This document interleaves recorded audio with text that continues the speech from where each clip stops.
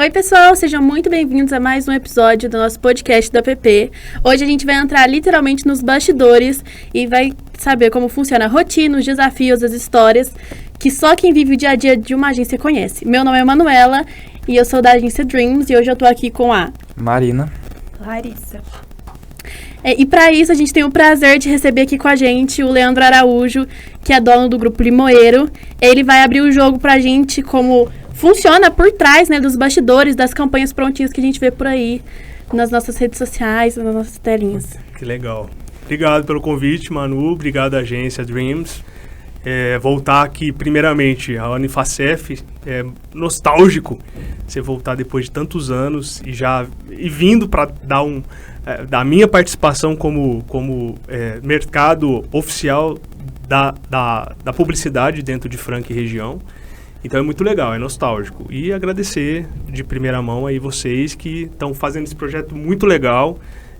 Podcast é um dos veículos de comunicação hoje que mais tem assertividade na comunicação, porque as pessoas elas ficam focadas em escutar, em ouvir o que está sendo dito e principalmente te leva a lugares que a gente pode ter aqui um bate-papo super tranquilo e falar as verdades, e às vezes nem tantas, né? A gente sabe que o mundo da publicidade é muito, muito vasto. E a gente tem aí um desafio grande de poder responder as perguntas de vocês. Obrigado. A gente que agradece por você ter topado com a gente assim logo de cara. Opa, sempre. Eu sou do tipo de pessoa que, primeiro, a formação na Unifacef nos faz assim. Profissionais abertos para todas as coisas que são novas, diferentes e até inusitadas. Antes de pensar em podcast, a Unifacef já vivia isso aqui dentro. Eu lembro, nos meus tempos áureos, eu me formei em 2008. Então a gente já tinha muita presença de parte de rádio TV aqui dentro. Então é muito legal participar novamente desse cenário aqui na faculdade. A gente queria começar aqui, que a gente queria entender um pouquinho do backstage da sua rotina. A gente queria saber como é que é o seu dia a dia sendo dono de uma agência e se existe uma rotina ou cada dia é uma surpresa, cada dia um jeito diferente de comandar ali as coisas. Manu, meninos, assim, o que eu vejo de mais legal em ter uma agência de publicidade é que a palavra rotina não existe. Não tem. A gente não vive uma rotina. A gente tem uma rotina de afazeres que qualquer pessoa tem no dia a dia para acordar, tomar café, ir para a agência. A partir daquele momento, tudo muda. Então, muitas das coisas a gente tem planejado, reuniões, alinhamento, matinais, onde a gente conversa com as equipes. Mas o dia a dia em si, às vezes muito tranquilo, às vezes muito caótico. Então vai depender muito da fase, do período que a gente está. A gente sabe que a agência de publicidade trabalha muito com parte de datas sazonais, eventos. Então a gente tem muito... nada no dia a dia é comum o tempo inteiro. É uma turbulência de ações e de coisas novas o tempo todo. A outra pergunta é quais são as decisões mais frequentes que você faz ou as mais difíceis no seu dia a dia? Marina, decisões a gente tem que tomar o tempo inteiro. Então, das simples às complexas. Então, uma decisão simples de comprar alguma coisa para a agência que está em falta, né, simples coisas do dia a dia, a complexas do tipo, preciso colocar mais pessoas ou tirar pessoas dentro da empresa, ou mudar pessoas de posições. Então, são coisas muito difíceis de serem executadas, principalmente se você recebe a pressão do mercado, porque a partir do momento que a gente está trabalhando, a gente se posiciona para fazer aquilo. Então, voltando àquela pergunta anterior, se a gente tem uma rotina, às vezes você tem ali o dia programadinho para falar, hoje eu vou trabalhar com tal cliente, vou fazer reunião com tal pessoa, vai dar tudo certo. Quando chega lá, o caos está instaurado. Por quê? Aconteceu alguma coisa no mundo, tem uma trend nova, tem algo que a gente tem que mudar totalmente o planejamento para poder atender aquela demanda de um cliente. Então aí é onde a gente tem que usar dessas decisões cotidianas para poder falar assim, não, agora eu vou pegar e vou dar atenção para cá. Porque se eu não der atenção para cá, vai piorar aqui.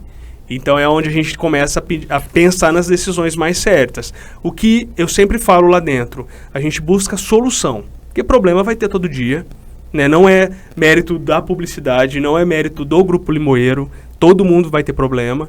E que bom, né? Que são problemas que a gente consegue resolver e problemas que a gente tem para enfrentar. Porque são através desses problemas que a gente cresce também, profissionalmente, como pessoas. Com certeza. E Lê, tem alguma situação típica que acontece no dia a dia que as pessoas de fora nem imaginam que acontece dentro de uma agência? Ô Lari, tem uma coisa que eu acho super engraçado. A gente que trabalha com publicidade, todo mundo quando vê, por exemplo, vamos falar de redes sociais, que tá muito, todo mundo entende o vocabulário da rede social. Então quando você vê um post lá, uma arte pronta, todo mundo fica, nossa, lindo, qual é a próxima? Mas ninguém imaginou que por trás daquele desenvolvimento daquela arte teve todo um backstage, todo um posicionamento da marca, o uso certo da imagem, a compilação até dos softwares e dos programas que a gente tem que comprar, porque nada é grátis, para poder ter aquela imagem, que a gente não vai sair fazendo arte com a imagem de terceiros, ou imagem que não são autorizadas. Então a gente compra, tudo bonitinho, os pacotes, faz... Então assim, essa questão da montagem, que eu acho que os bastidores que as pessoas não sabem. Então esse é o exemplo da rede social. Muito em alta agora os vídeos. Então todo mundo vê os vídeos prontos, editados. Nossa, adorei, tá o próximo. Não, vamos ver esse aqui com atenção. A publicidade, eu acho que talvez nessa era de informação rápida, de conteúdo muito acelerado, as pessoas deixaram de ver um pouco a essência das coisas que são criadas. Então isso é um pouco que eu acho que no backstage a gente vê muito pessoal correndo. Então a gente vê alguns vídeos que a gente vai fazer lá, que a gente vai atrás. Vamos dar um exemplo, por exemplo, de hamburgueria. A gente vai atrás do pão, do hambúrguer, deixa aquilo ali suculento, aí não tem ali a tábua para a gente poder colocar o lanche em cima, a gente corre, arruma a tábua para colocar o lanche, depois assim, tem todo um processo, porque no final o vídeo fica lindo, pessoa próximo, não, vamos dar um valor para aquele vídeo que a gente fez, quantos lanches a gente conseguiu vender com aquele vídeo, a gente fala muito da indulgência na alimentação, então o quanto aquilo ali te deu um sabor, porque a gente come com os olhos, né, de olhar aquele vídeo e falar, nossa, eu quero comer aquele hambúrguer, então vamos olhar para aquilo primeiro, porque o cliente hoje ele está muito assíduo para querer mais, porque tudo quanto é tudo muito rápido. Então essa questão do olhar para o backstage é muito importante, porque é toda uma produção mesmo, é uma coisa que a gente precisa olhar mais atentamente para isso, para não perder a graça. Eu percebo muito isso, assim, né, que às vezes chega demanda pra gente, que às vezes o cliente quer algo para amanhã, né, e às vezes as pessoas, quem não é inserido assim nesse universo, assim, não entende que as coisas demandam um tempo, né? Um olhar com mais carinho, e, Manu, uma equipe, eu nem né? vou te cortar, mas te cortando, porque assim, você falou pra amanhã, a gente escuta muito pra ontem. Pra ontem. Então você tá sendo até generosa, porque as pessoas hoje no dia a dia, elas querem as coisas instantâneas, como se fosse...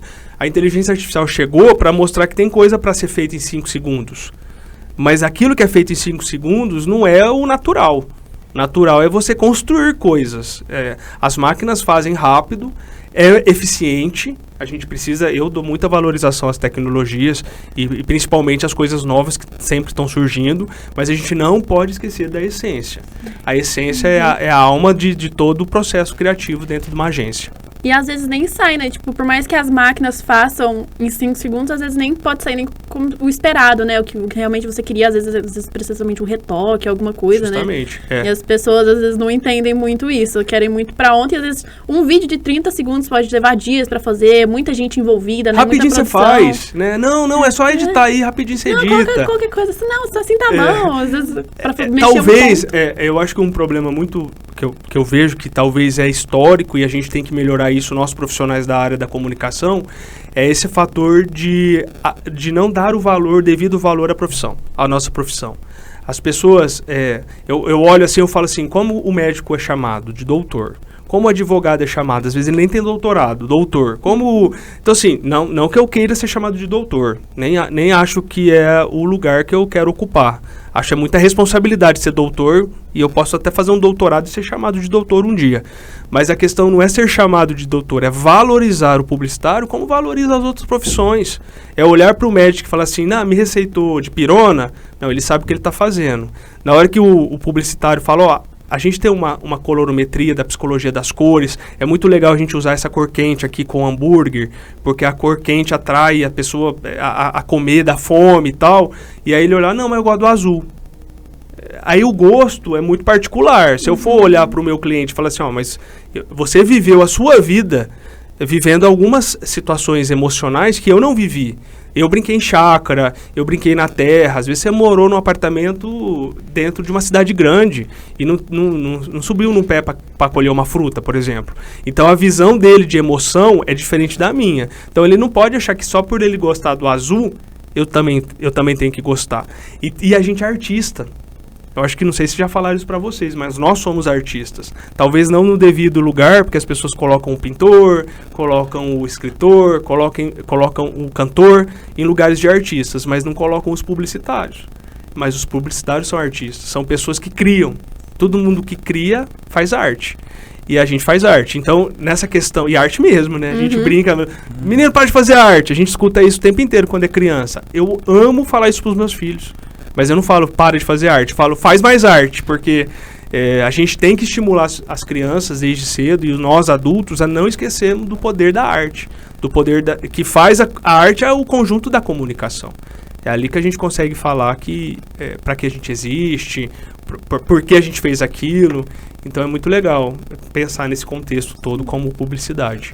Com certeza, eu acho que a nossa profissão ainda tem muito a evoluir nesse aspecto, né? A gente ainda é muito banalizado, mas se Deus quiser... Não, melhorou já tá demais, melhorando, né? Eu acho melhorou que... demais. Eu com 22 anos já na área, eu já acompanhei, já peguei desde a parte analógica. Então, a minha idade...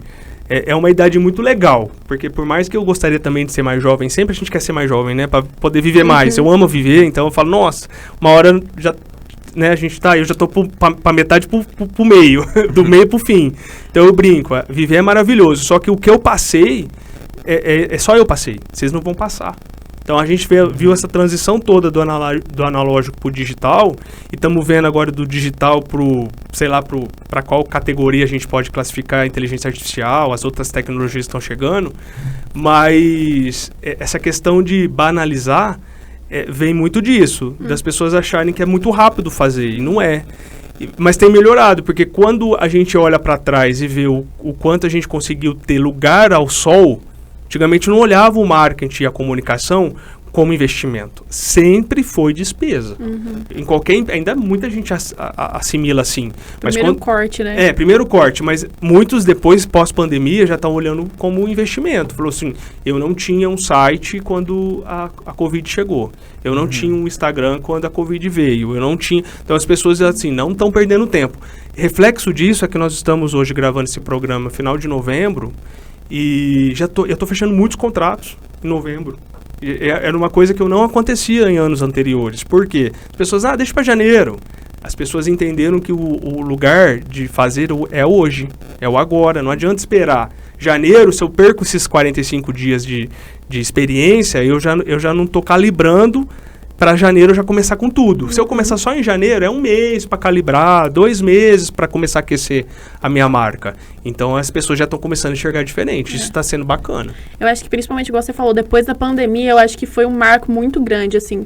Principalmente para mim, assim, que eu percebi entre os jovens, assim, eu acho que a publicidade começou a crescer demais, assim, na concepção, né? Porque antes eu nem conhecia, né? Tipo, faculdade de publicidade e propaganda não era uma coisa que tava tão em alta, né? Eu acho que depois da pandemia, pelo fator das pessoas terem a necessidade de ter, tipo, site, e desenvolver mais o marketing para conseguir vender, né?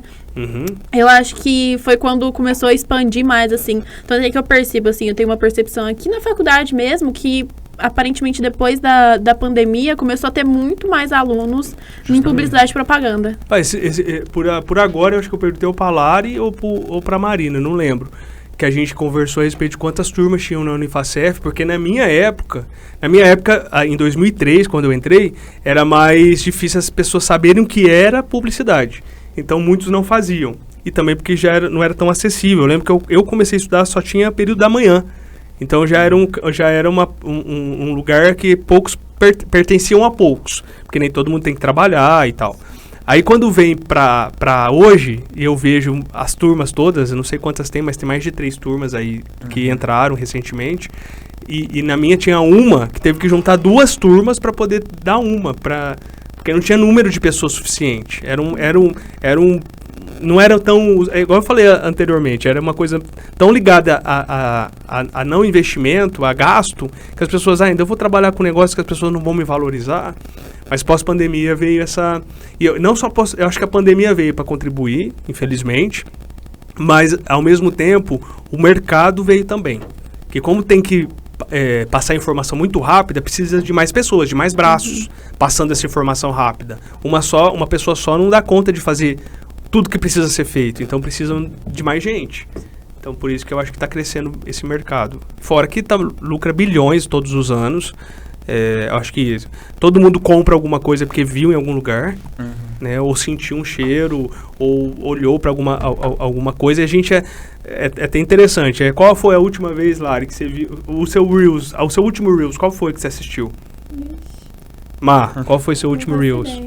A gente tem uma memória hoje, e é uma pergunta que vocês devem fazer para todo mundo. Qual é a memória que a gente tem hoje? Zero de lembrança. Eu tinha uma memória da época da minha infância de comerciais que eram memoráveis, que até hoje são lembrados, inclusive vocês devem assistir na faculdade. Hoje já não tem mais isso. Hoje é a coisa rápida, que vira uma referência muito rápido e vão fazer o próximo. Para que precisa de gente fazendo esse tanto de conteúdo o tempo inteiro. Então é legal ver esse crescimento da publicidade em relação a isso. E igual você falou, né, que ultimamente, né, precisa expandir muito as pessoas e as equipes, e que sem a equipe não tem nada, né, a agência praticamente não funciona, né. E a gente quer saber, quando você está formando uma equipe criativa, o que você considera essencial no profissional? Pergunta boa essa. Na verdade, pela maturidade que eu já tenho, não só pelo tempo de carreira, mas pela maturidade, eu leio pessoas. É muito engraçado, parece que é fácil a resposta que eu tô dando, mas só de olhar pra Marina, no dia que ela veio aqui, que eu vim aqui no Job Fair, que ela encostou do lado da barraquinha de limonada, que a gente serve a limonada quando a gente vem nos eventos, eu falei, essa menina é boa, eu quero ela trabalhando lá no Limoeiro. Só que eu não falei nem pra ela, nem ela sabe disso. Mas a Sheila, que é de gestão de pessoas do meu lado, eu falei assim, faz uma entrevista com ela porque eu gostei dela. Você descobre a pessoa pelo olhar, pelo carisma, pela forma como ela te aborda. As pessoas falam, tem que olhar o que a pessoa está vestindo, como ela se porta. Também, tem coisas que tem atributos físicos que vale a pena olhar também. Mas o olhar, a forma como a pessoa se porta, o jeito que ela conversa, como ela chega em você e a vontade de querer estar com você. Porque dentro de uma agência, e não é só a minha, tem várias outras em Franca, várias outras aí no Brasil, você tem que pertencer. E a gente chama de cultura. Então, qual é a cultura do Limoeiro? Vocês estão aqui, as meninas trabalham lá, elas vão falar. É uma cultura de um lugar super profissional, mas tem os seus momentos de descontração. Então, não é um negocinho que você fala, nossa, que chato trabalhar no Limoeiro. Pelo menos eu acho que não é. Mas, ao mesmo tempo, tem as horas da rigidez, que precisam ser levadas a sério, porque o mercado não está esperando que a gente seja uma agência de brincadeira. É uma agência séria que não pode errar o português numa postagem, como não pode errar o tipo de produto que tá vendendo, porque o cliente sente isso. A primeira coisa que um cliente sente quando você começa a atendê-lo é se você entendeu a cultura dele. Então você tem que mastigar o cliente, você tem que entender ele assim de cabo a rabo, para você falar assim, não posso errar, porque é lógico que eu brinco, a gente atende clientes de mais de 40 anos, 45, 50 anos de existência. Aí eu falo para ele, você tem 50 anos de empresa, eu vou ter 50 dias com você. Então, eu até vendo assim, eu falo, esses 50 dias que eu vou ter com você, tá de longe o que você já representa 50 anos. Então, deixa a minha equipe aprender, deixa a minha equipe errar. Lógico que a gente não vai errar de certa forma que vai te prejudicar, são erros bobos, erro que não subiu um post, erro que teve um errinho de português, a inteligência artificial veio para ajudar muito nessas questões, mas acontece. E esses erros, eles devem ser levados a sério também, para a gente não errar com o outro cliente. Então, na hora que eu vou contratar uma pessoa, respondendo a sua pergunta, o que mais importa para mim é a paixão que ela tem trabalhando comigo. Paixão. Talvez, às vezes, ela até ama trabalhar com publicidade, mas se ela não estiver apaixonada pelo Limoeiro, não tem por que ela estar lá. Então, ela tem que estar em outro lugar. E tudo bem quando vai para outro lugar. Às vezes, tem gente que até volta. Às vezes, vai lá, aprende outras coisas. O mercado está cheio de novidades também para serem aprendidas, que às vezes o Limoeiro não disponibiliza naquele momento. E também, que também existe muitas pessoas com perfis diferentes, né? Como é que você faz, tipo assim, pra identificar um talento de verdade, diante de tantos perfis que você vê? A primeira coisa que eu fiz na minha vida, dentro do Limoeiro, vou dar um exemplo do Limoeiro, que é o meu lugar de fala, foi contratar uma gestão de pessoas. Hoje a gente tem a Sheila lá, que é uma pessoa que lida com pessoas. Por quê? Porque são tanta gente, tantos perfis diferentes, que até eu, que falei anteriormente que sei como contratar, que olha, a pessoa fala, nossa, é legal, às vezes me engano. E por me enganar, eu deixo para uma outra... A gente sempre tem... Dizem que a gente tem que sempre entrar numa reunião acompanhado de outra pessoa, sempre em pares, nunca sozinho. Ah, mas por quê, Leandro? Porque a gente sempre tem que olhar pelos dois olhares, o olhar de quem está recebendo e o olhar de quem está do seu lado, falando e ouvindo também, porque às vezes a gente esquece de alguma coisa. E aí a Sheila me contribui nessa questão de olhar as pessoas junto comigo, tá? Isso é um ponto número 1, porque lidar com pessoas hoje, a gente sabe, são gerações diferentes, vocês são geração Z, eu sou outra geração, então a gente tem perfis diferentes de trabalho. E agora olhar, como dividir isso, Marina, é o tempo. Eu preciso de um tempinho para olhar para a pessoa e falar assim, ó, ela tá aqui nesse lugar, mas o lugar dela talvez não é esse aqui. Ela foi muito bom enquanto ela desempenhou esse papel, mas vamos levar ela para esse outro lugar? Porque esse outro lugar ela vai ser melhor, ou ela vai crescer mais, ou ela vai gostar mais. No Limoeiro, a gente tem uma esteira de trabalho. Então, todo mundo que entra lá passa por quase todos os setores. Entra lá para ser programador ou story selling, que a gente chama, né? Que vai postar só materiais nos stories. Depois disso, a pessoa vira um social media. Depois de social media, ela pode ir para a área de criação. Ela pode virar até um designer, se ela tiver aptidão.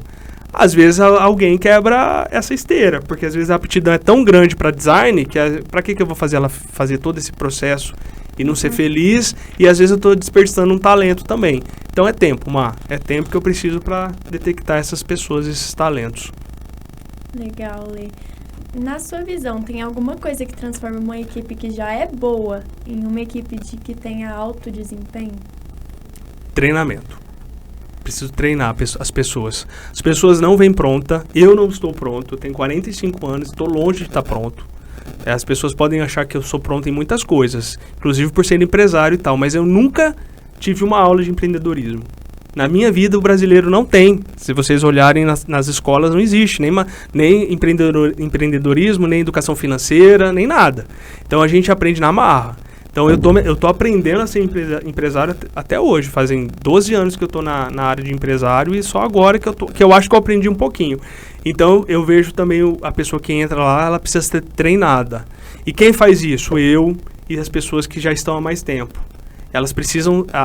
primeiro que quem tem que ser treinado tem que estar aberto a isso. A pessoa que chega também falando assim, não sei tudo, aí a pessoa, ela mesma vai se decepcionar com ela, que ela falou assim, nossa, sei nada. Só que tem que ter uma coisa que eu uso muito, que a gente tem que ter o coeficiente da humildade.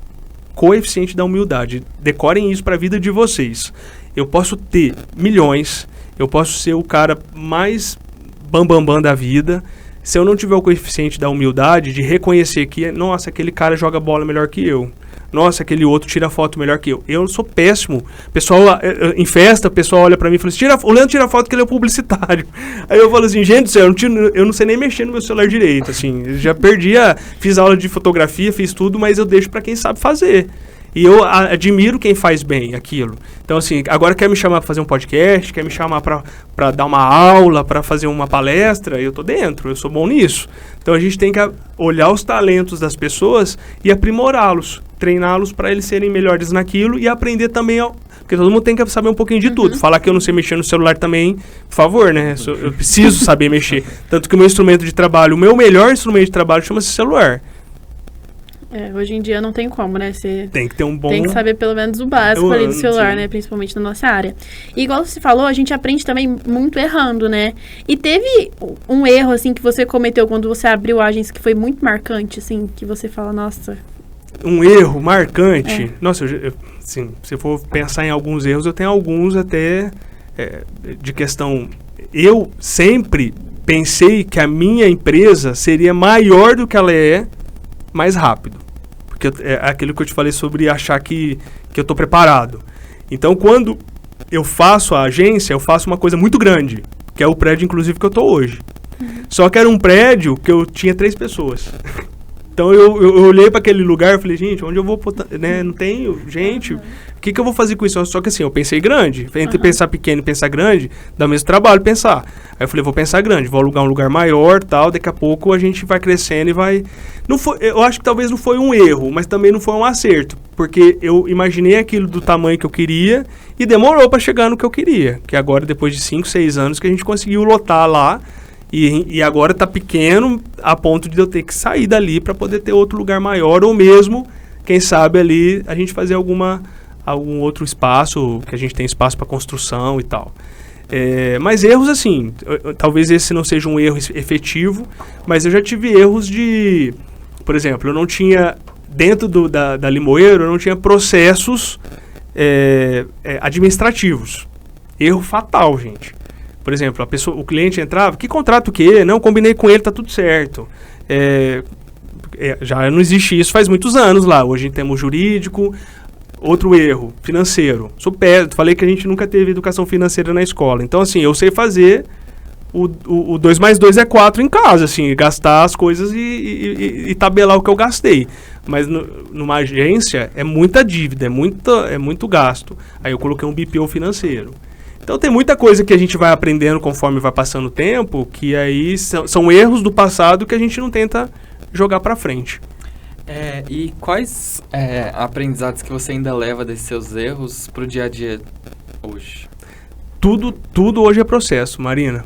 Eu acho que todos esses erros pequenos que foram ficando grandes, porque você imagina você não ter contrato com o cliente, você não ter um financeiro para lidar com isso, você não sabia se estava recebendo, se não estava recebendo, se alguém estava atrasado. Então, assim, tudo aquilo me fez hoje, qualquer coisa que acontece na empresa é através de contrato. Então, contrato e processo. Então, desde a entrada de um cliente, que a gente chama de jornada do cliente, que ele antigamente entrava um cliente na agência, e eu falo antigamente, assim, 3, 4 anos atrás, demorava para atender o cliente. Hoje já tem a visita técnica na semana seguinte, a gente já leva o pessoal para conhecer o cliente, já tem a jornada lá, a gente tem plataforma de tarefas, que hoje a gente usa o Asana, enfim, tem CRM, que é o RD Station, que a gente faz toda a parte de captação de clientes. Tem um comercial, que a gente não tinha. Então, tem 3 pessoas lá envolvidas no comercial, fora eu, que também vendo. Então, tudo isso foram erros lá do passado que hoje eu não erro mais. Tudo é processo. Legal. Se você pudesse voltar no tempo, você faria alguma coisa completamente diferente do início da agência? Larissa, essa me pegou, hein?